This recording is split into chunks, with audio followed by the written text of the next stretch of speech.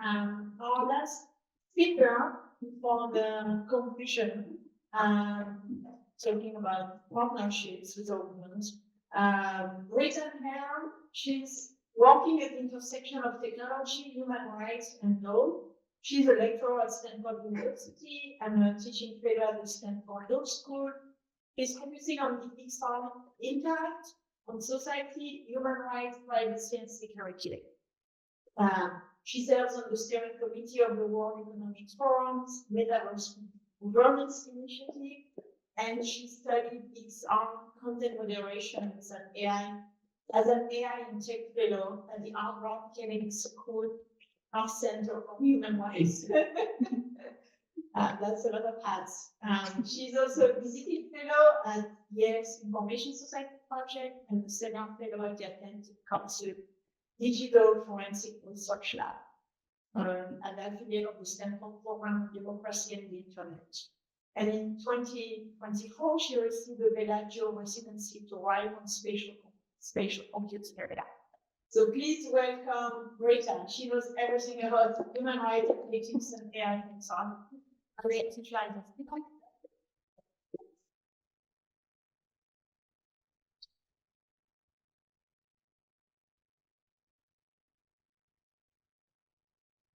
Problem is, I normally speak to people who have policy audiences about XR, so I apologize in advance if the things that I'm telling you are things that are baseline that you already knew from day one.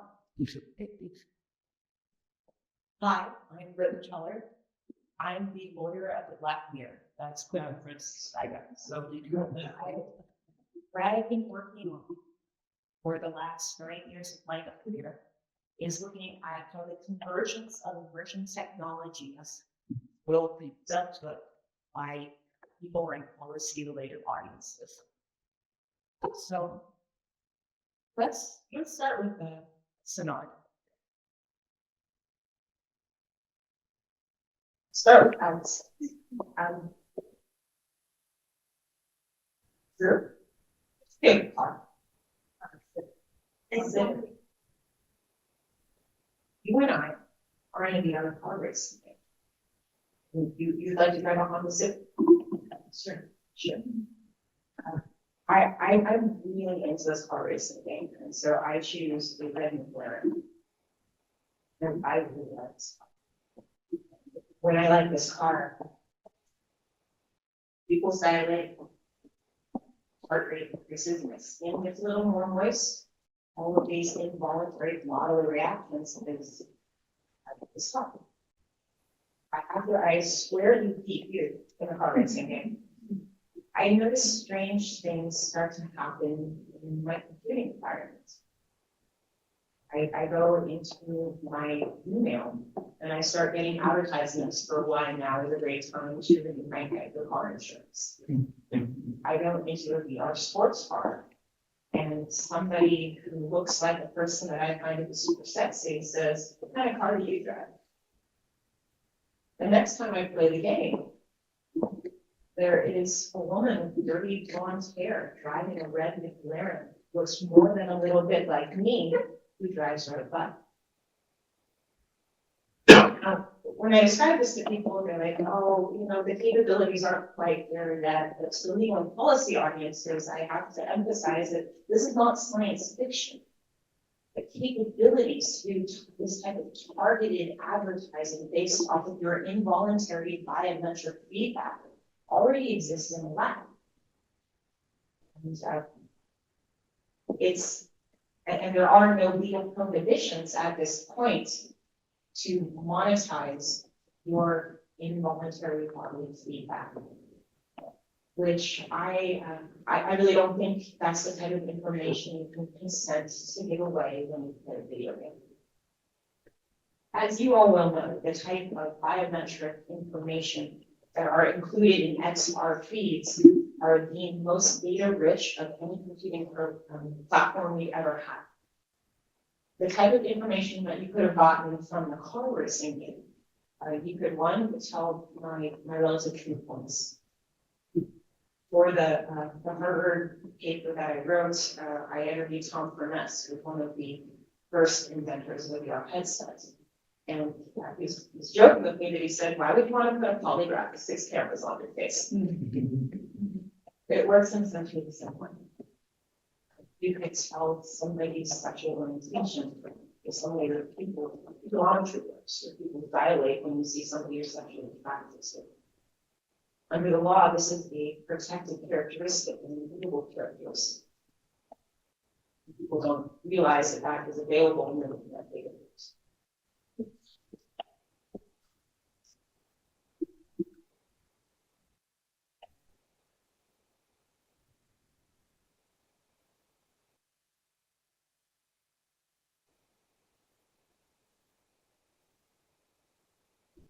Algorithms as the biggest today, or whether or not somebody is certain illnesses that can show preclinical signs of schizophrenia, certain forms of autism, Parkinson's, Huntington's, or ADHD. These are things your doctor may not even know about you yet because the lag in the pupillometry is one of the first signs that you may be coming down with one of these conditions. There was a recent study that was done. Can you hear me now? Somebody say something next. There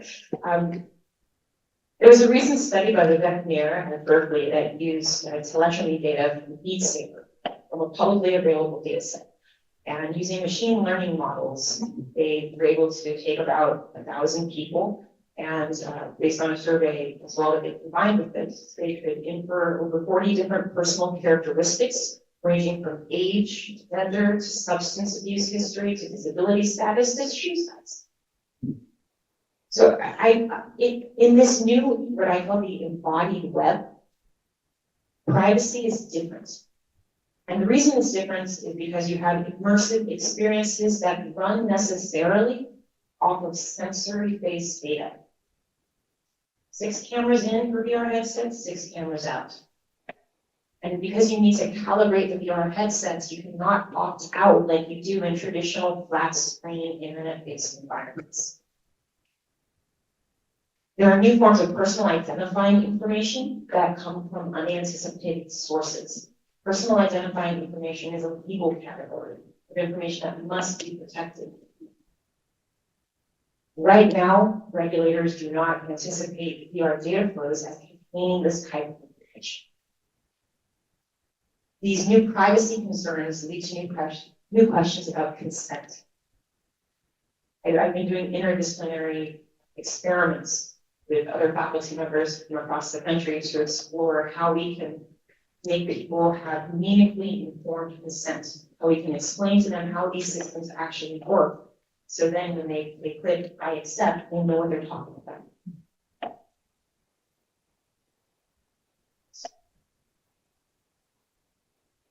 This type of information, I call it digital exhaust. In spatial computing, you give off more data than you realize. So traditional platforms collect information about content, conduct, and behavior. Location tracking came later when we had the onset of mobile.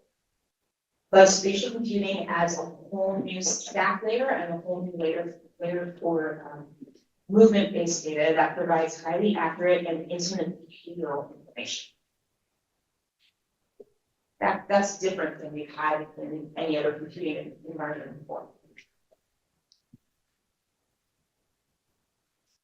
What's concerning ethically about this new data flow is the limited visibility into spatial data flows. While companies like Apple and Meta are implementing basic protections, that's a good thing, like visible indicators when your cameras are recording, the responsibility for privacy protection often falls on developers when you read the terms of service. That's all you. So the key concerns we already talked about with spatial data, the information from your body and environment is needed, you can't opt out, location-based data is needed for user safety and to map out your physical space. You know the only fatality that's ever been recorded in XR was a man in Russia who tripped over his glass living room table, fell through it and left that. The only fatality that I've found so far. So it's very important to use the sensors to track your location in the data. I look a lot at content moderation and how content moderation, when you're in an XR space, is fundamentally different than a social media platform. And a lot of laws and policies assume Facebook, Twitter, TikTok, etc., and not the way that spatial technologies work. So in spatial computing, you have to consider multiple dimensions. You have to consider content, conduct, and environment, the architecture of virtual worlds and user-built objects. If you're looking at the law, these may not meet the definition of user-generated content that you see embedded into most laws and most forms of platform governance. Who's heard of Lego Universe? What happens to Lego Universe? I see a couple of people making this face. So I'll fill the rest of us in. Well, what was Lego Universe? A lot of Star Wars games, a lot of movies too, kind of. They also did cinema kind of. That's what I know based off of. So it was an early multiplayer game platform, like an earlier version of Roblox or Minecraft. Up there. Well, Lego is a family-friendly brand. They made a commitment to the parents of their user base that they were going to whitelist all content, all user-generated content, before it was released to all of the children who were going to populate Lego Universe with things, objects, and imagination. My friend who works in content moderation has a very salty phrase, and pardon in advance. It's called time to penis. And what that means is the interval between someone entering a virtual world and somebody filling it with adult content. And in Lego Universe, with all puns intended, it was not very long. They found immediately their user base was creating phalluses and other sexualized imagery out of Legos. They had previously committed that they were going to do content moderation and review this and before it was released. The burden to do that bankrupted the project. That's what killed Lego Universe. So the company failed because in this endeavor because they couldn't find an automated, scalable way to prevent inappropriate user-created content because they didn't consider the environment. Different forms of spatial computing have different risk vectors when you're looking at ethics and law. Users can design inappropriate spaces in VR aimed at sensitive audiences like children. Users can impede gameplay by manipulating virtual objects. Or AR overlays can place inappropriate content on real spaces. So looking at the physical digital overlay, physical digital blend that creates this embodied web. I had a client once ask me, what does spam mean in XR? How do you translate some of these concepts from classical traditional computing into 3D spaces?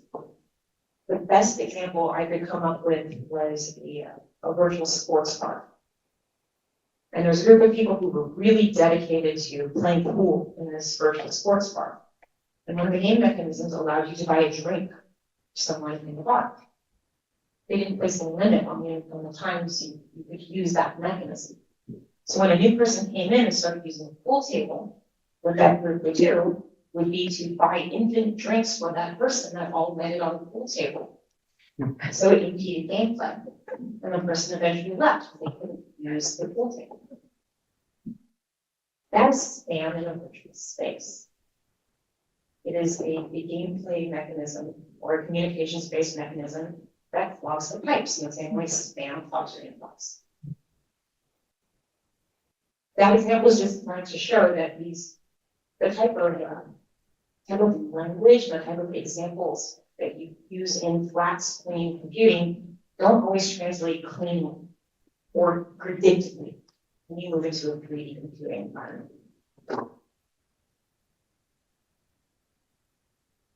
When you look at the law around this, we are just beginning to see how the law may treat body-based data. And when I say body-based data, I'm being very deliberate with my words and not saying biometric data for a specific reason. Biometric data has a definition under privacy law. And privacy law traditionally focuses on protecting personally identifiable information. Even though spatial computing can be frighteningly specific, it challenges these legal definitions. Because you don't, I think regulators never conceived of the fact that the way you tilt your head and point could be as physically identifying as your fingerprint. There were more studies that came out of Stanford and Berkeley that showed this. Mark Miller at Stanford did a study where there was a data set of 2,000 people. And from about 100 seconds of recorded data and telemetry data in the recording of someone playing Beat Saber, they could later on uniquely identify one person out of the 2,000 person data set. People at Berkeley were like, at Stanford, we're going to do this again. So they had a data set of 55,000 people that they obtained through open source data sets and were able to uniquely identify one person with those same parameters out of 55,000 from the way they tilted their head and pulsed. Regulators have never considered that the sponginess of your joints and the length of your bones and the tightness of your ligaments and muscles would make me appear different from someone else. Some of the ways that haptics are developing are really, really untested areas of law. I had a client contact me and ask me if the chemical composition of my breath would be a biometric indicator. And the answer was, well, I know. So these really frontier-based questions, or if you're looking at like you're describing the path of electrical impulses that we make when we think about movements. One pulse alone is not a biometric indicator. In aggregate, does my pattern of pulses look different than yours? Most likely. So the way that laws are starting to deal with this is more from the category of neural data, neurological data, which I've written about as mental privacy. Other people call neural rights. Basically, the sanctity of your thoughts, which is a very underdeveloped area in human rights or privacy law. Colorado has a draft bill that expands privacy law to include biological data and neural data. California has a proposal to amend the CCPA to include neural data. Coverage may be okay under the GDPR, under their highly sensitive data category, but it's uncertain that interpretation will hold. It's never been tested. The takeaway for all of you is that there's a patchwork of laws around this. And in the United States, privacy law is a state-by-state level mechanism. There's no federal privacy law. This isn't it that some of the clients that I've advised have said, we're just not going to sell our product in Illinois. Illinois has the strongest financial privacy laws in the United States. So that's not a satisfactory conclusion when you're doing things that people want and that help people.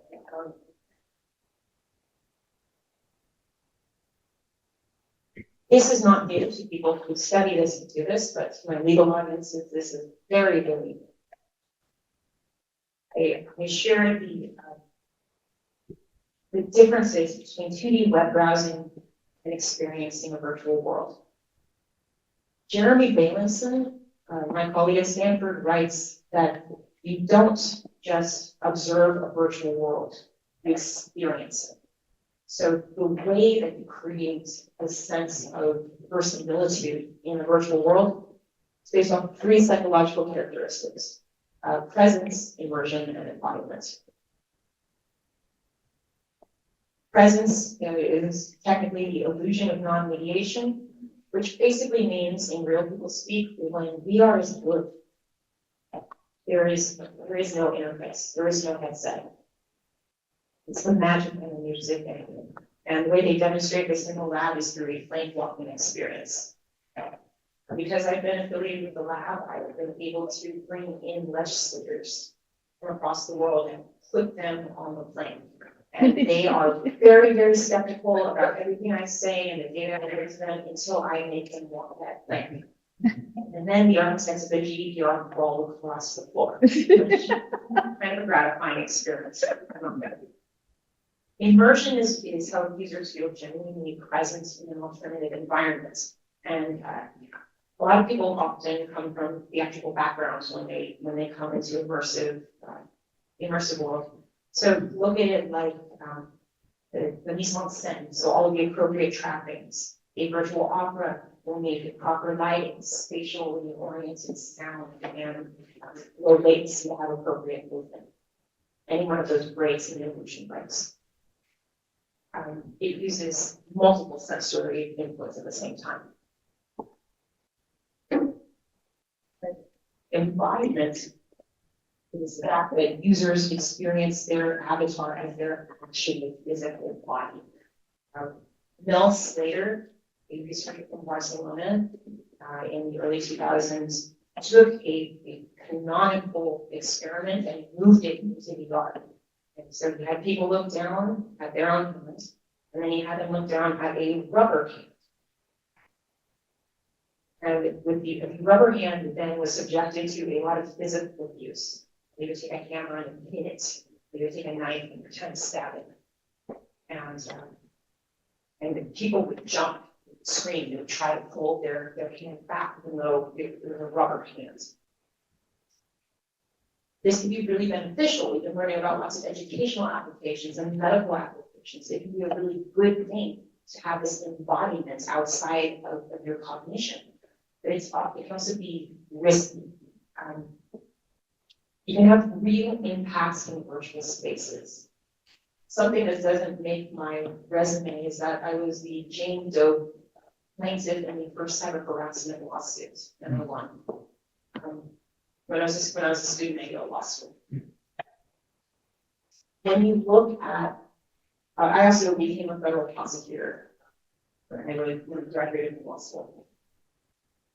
The real impacts of what happens to you in a virtual space are akin to what happens to people who have actually experienced real harms. From 2005, a journalist named Julian Dibble wrote an article that you might study in a program called Awakened Cyberspace. And it describes this online community and an MMO game. And one of the users described a sexual assault on the other in gameplay.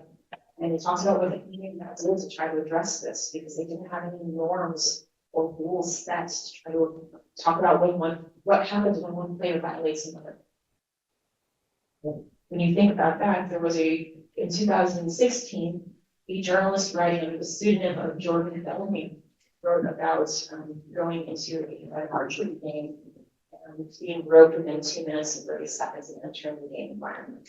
And how it felt to her like a real experience of really being mobbed and groped. The reason for a lot of this is the experiences are processed through your hippocampus.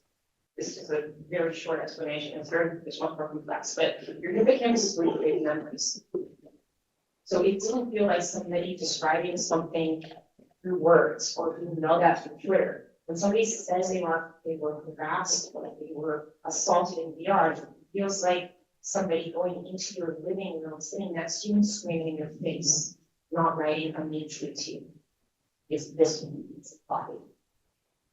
In 2022, a woman was a VP of a VR company, Media Health, wrote a media post about feeling like she was sexually assaulted in her eyes of girls. And she wrote it just for family and friends and colleagues, but it got picked up by BBC. When you read a lot of the criticism that people then levy at her saying, you just don't know how to use the platforms. It's a VP of an education company in XR, she uses it every day. And or lots of other unwarranted things, but she described how it really felt violative to her in the public. Something I'm tracking is in the last year, first case was brought before an actual government for a virtual sexual assault. Government of the UK opened up an investigation to a sexual abuse of a minor for a similar incident that happened in the virtual world. Because of then when asked why, the prosecutor's office said because of the severe psychological impact on the victim. It's very interesting to me because in law we haven't had to define concepts like touching people. When I would interview people for my work who have these type of experiences, I would look for I found myself looking for the same type of proof that I would look for as a prosecutor to see if they had a credible claim. And they showed every sign except for bruises. It freaks me out every time. So this touch, skin to skin contact is the focus of touch, intent to touch, physical signs. We can move our cursors in our environments by thinking about it. Why do we have to touch physically? The court is kind of grappling with these questions, these things we've never had to define before. As technology allows us to do different things and relate to others in different ways. What is going to, Tom Furness also told me when something happens to you, it's like it's written on your brain in permanent ink during next time. So use this to build positive experiences in training, in education, in medicine, but remember that the negative experiences can feel as real as physical ones. And this is going to be even more important as the slides fit, as AI and digital worlds converge.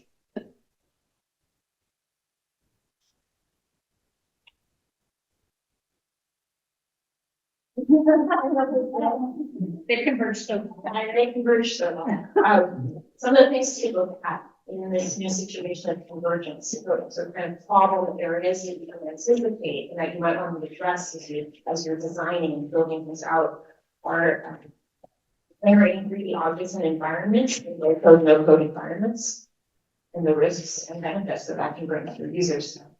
Supporting content moderation and governance on your platform.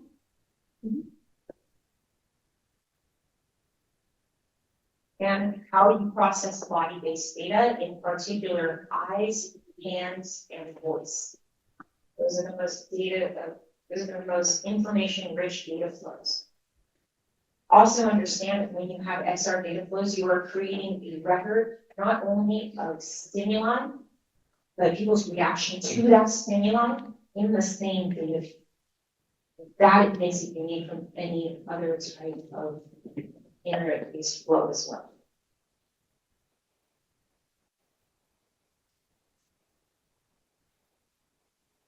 So in conclusion,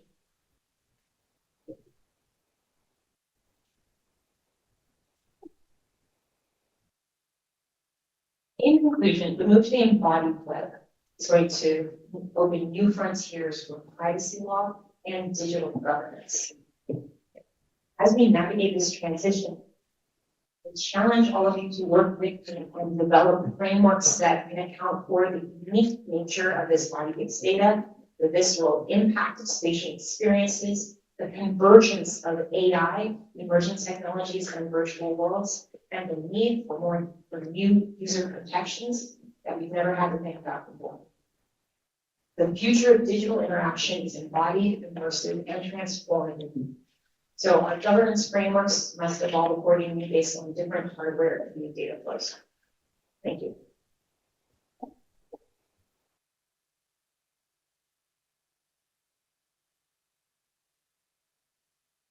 This meeting is being recorded.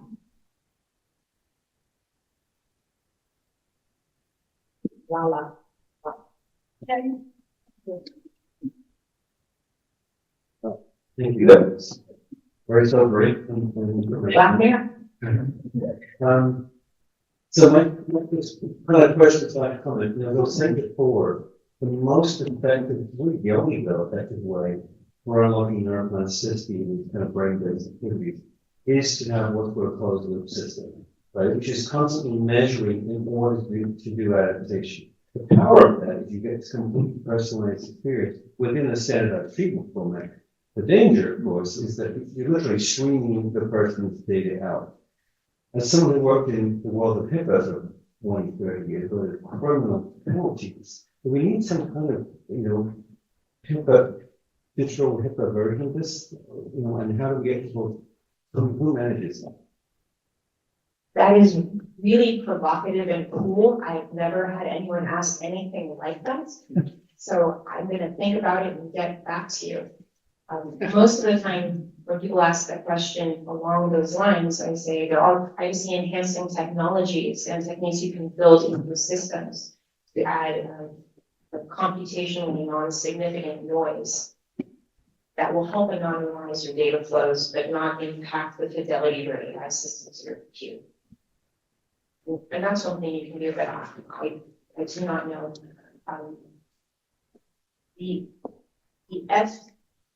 I know that the FDA in certain contexts claims it does not have jurisdiction over things that do not touch people's bodies.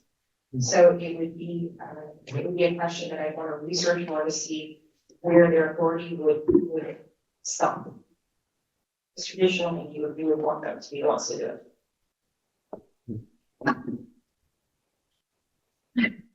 One question answered.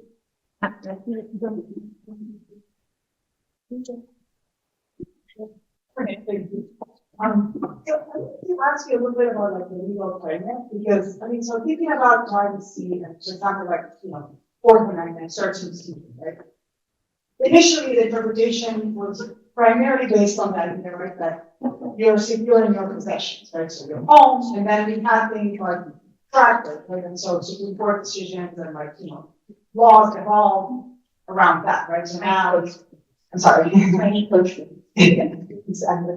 So I wonder, right, like, is that a direction in which protection of privacy or protection of your effects, right, as it is, put in the Fourth Amendment, could we go in that direction, right, in terms of, also protecting what's happening in our brains or what's happening around, the information that we give out in a VR context, even though it's not necessarily physically affecting us, but it's still, right, touching on something that affects us physically at some level, even though in the law it might not be interpreted that way.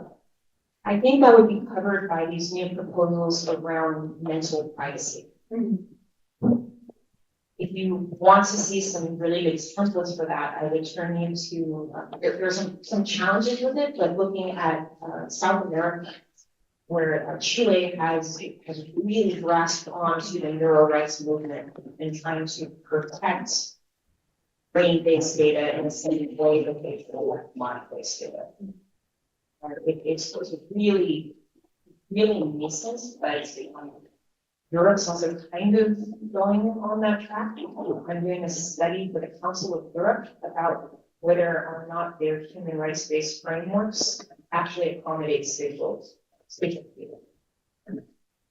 So I think that if we were to do that in US law, I would start with criminal procedure and how that would expand some of the obligations. Like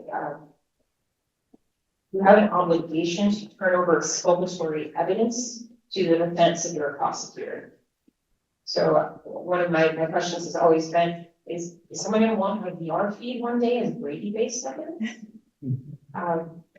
How will that affect attempts or, right, to show that I really wanted to do something, but I stopped and I didn't, or I never intended to do it in the first place, and is that a feature we actually want? I don't know the answer to that. We will take one or two more questions and then. So when it comes to the biometric data, there's the policy that we have for California, Colorado, and state, there's progress being made. But by the time they actually get into implementation, they've been so related and restricted on what is actually covered. And the big change that, or evolution that is happening that I'm concerned about is that a lot of raw data is covered. So raw HG, raw energy, derivatives from are still fair game to reset about your user. And that's really where the sensitivity is. It's not so much in just measuring EEG, it's in the inferences you've drawn from it that tell you about the person, and those can still be used as a commodity. So how can we like help educate how they make that communicate that danger or risk to policymakers and get that work? I invented a term, which as a baby academic is a really exciting thing to say, called biometric psychography. Biometric, measurements of your body. Psychography comes from advertising, which is a profile of your likes, your dislikes, and your preferences. So the combination of your body-based data plus your likes, dislikes, and preferences is Cambridge Analytica on steroids. I've been able to testify before with the FTC about this and things, but I would be on that bandwagon with you, where I think the vaccine is one of the most present and immediate risks because of the mass investment in social XR systems without companies seeing the return from that investment, and when their platforms were previously and continually predicated on advertising-based models. I do think you're right, though, and a modification of this for non-technical audiences is to just talk about the data flows, but it's really behavioral and inferential data that is not accommodated by privacy laws. Thank you. We take one last question. And if you're going to be at South by Southwest, I'm going to be a business mentor with the XR track, so we can talk about this then if you're coming. This is what you're talking about. There's spam in XR. Is that spam no different from computer hacks? I'm talking about, cache of memory, when you put it somewhere, like, is that spam no different from a cache in a computer? Memory wise. The cache doesn't impede the essential functioning of your hardware. So I would argue that that's the differentiating factor. Thank you. You had a question too. Yeah. I was just going to ask about retention laws and rules. Those are also changing, especially you cited a bunch of cases at the end where potentially the proof is in actual personal data. Like, let's replay that specific situation to see who was here and so on. And I don't think I've seen in many platforms what we tend to store is the sort of analytics data, which is aggregated and not necessarily personal, except for personal information under the PI definition. So are those also changing the standards for what should be retained? I haven't seen anything yet. So the reason that I give this very alarming lecture to people is because we have time to deal with this and to change it now if we take it seriously. I track the uses of XR in courts. And I have found nothing yet that asks for a preservation order of VR data. It will come. It will come. But it has not yet. I used to train judges on how to get how email works, that they could evaluate warrant requests. That's not a fun job. I really think they don't understand the way that AI works, Excel works, and how the convergence of these technologies is going to drop their socks. We can talk more about specifics because I'm standing between people and chocolate. Yeah, we have one more quick intervention. But thank you.